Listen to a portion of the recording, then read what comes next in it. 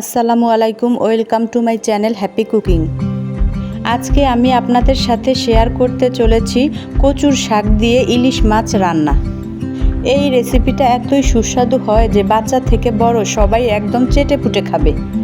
আপনারা নিশ্চয়ই ভাবছেন যে মাছের কাঁটা থাকলে বাচ্চা এবং বৃদ্ধরা কিভাবে খাবে সেই প্রসেসটাই আজকে আপনাদের সাথে শেয়ার করে দেখাবো। এখানে আমি কচুর শাক নিয়েছি। এগুলোকে এখন ছোট ছোট টুকরো করে কেটে নিব। এখন এগুলোকে ছোট ছোট টুকরো করে নিয়েছি। ভালোভাবে ধুয়ে সিদ্ধ করতে চলে যাব। সিদ্ধ করার জন্য কড়াইতে কিছু পানি নিয়ে ফুটিয়ে নিয়েছি। এখন কচুর শাকগুলো পানিতে ঢেলে দিয়ে দিব। শাকগুলো একটু নেড়ে চেড়ে ঢেকে রাখবো সিদ্ধ হওয়ার জন্য। কচুর শাকগুলো বেশি সিদ্ধ করব না, হালকা একটু ভাপিয়ে নিব। শাকগুলো সিদ্ধ হয়ে গেছে, এখন ছেঁকে নিব একটা ছাঁকনির সাহায্যে। এখানে আমি একটা ইলিশ মাছ কেটে ধুয়ে সামান্য পরিমাণ লবণ আর হলুদ দিয়ে মাখিয়ে নিয়েছি। এখন মাছগুলো ভাজতে চলে যাব। মাছগুলো ভাজার জন্য কড়াইতে তেল গরম করে নিয়ে তাতে একে একে মাছগুলো দিয়ে দিচ্ছি। মাছগুলো বেশি ভাজবো না, হালকা করে ভেজে নিব। মাছগুলো এখানে ভাজা হয়ে গেছে, এখন একটা প্লেটে নামিয়ে নিব। মাছগুলো ঠান্ডা হওয়ার পরে ভালোভাবে কাঁটা বেছে নিতে হবে, কোনো কাঁটা যাতে না থাকে। এখন রান্না করার জন্য কড়াইতে সামান্য তেল গরম করে পেঁয়াজ রসুনের বাটা দিয়ে দিব। এরপর সামান্য পানি দিয়ে নেড়ে চেড়ে নিব। এরপর পরিমাণ মতো লবণ, হলুদের গুঁড়া এবং মরিচের গুঁড়া দিয়ে ভালোভাবে কষিয়ে নিব।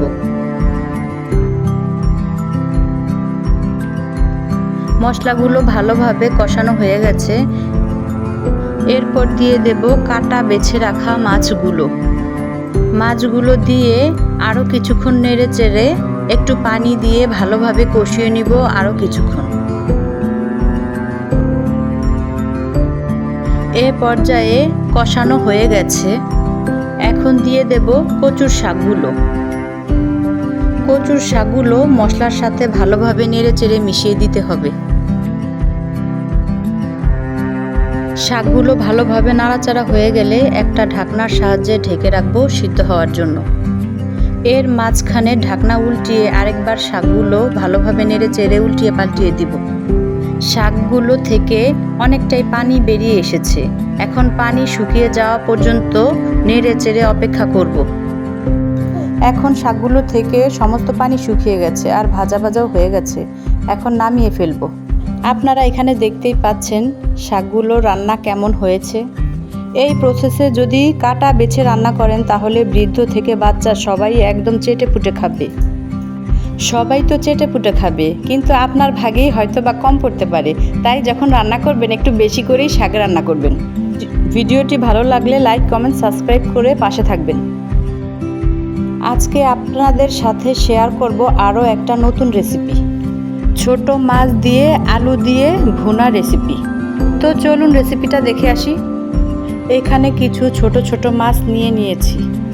এখন চুলায় একটি কড়াই বসিয়ে তাতে দিয়ে দিয়েছি সামান্য পরিমাণ তেল। এরপর দিয়ে দিয়েছি 1 চামচ পেঁয়াজ বাটা এবং 1 চামচ রসুন বাটা। এরপর দিব সামান্য পরিমাণে আদা বাটা। এরপর মশলাগুলো ভালোভাবে নেড়ে চেড়ে ভাজা করে নিতে হবে যাতে কাঁচা গন্ধটা চলে যায়। এরপর দিয়ে দেব 1 চা চামচ হলুদ গুঁড়ো এবং 1 চা চামচ মরিচের গুঁড়ো, আর দিয়ে দেব পরিমাণ মতো লবণ। এরপর মশলাগুলো নেড়ে চেড়ে আবার কিছুক্ষণ কষিয়ে নিতে হবে।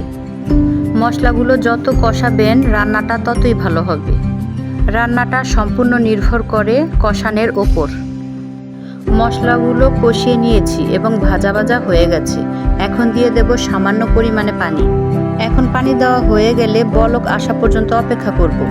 তরকারির বলক উঠে গেছে, এখন দিয়ে দেব মাছগুলো দেওয়া হয়ে গেলে হালকা হাতে ভালোভাবে কিছুক্ষণ নেড়ে চেড়ে মাছগুলো কষিয়ে নিব। মাছগুলো কিন্তু ভালোভাবে কষাতে হবে, না হলে মাছের কাঁচা গন্ধ থেকে যাবে। মাছগুলো ভালোভাবে কষানো হয়ে গেছে। এখন দিয়ে দেব আগে থেকে কেটে রাখা আলুগুলো দিয়ে বেশি নাড়াচাড়া করা যাবে না, তাতে মাছ ভেঙে যেতে পারে।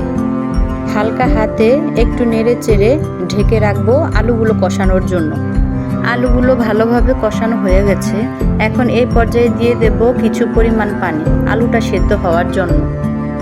এই পর্যায়ে তরকারিটা চামচ দিয়ে নাড়ব না, কড়াইটা ধরে একটু নাড়িয়ে চাড়িয়ে দিব। এখন ঢেকে রাখবো তরকারিটা ভালোভাবে হওয়ার জন্য। এখন আলুটাও সিদ্ধ হয়ে গেছে আর তরকারির ঝোলটাও ঠিকঠাক আছে। তরকারিটা চুলা থেকে নামিয়ে সামান্য একটু জিরার গুঁড়ি ছিটিয়ে দিব।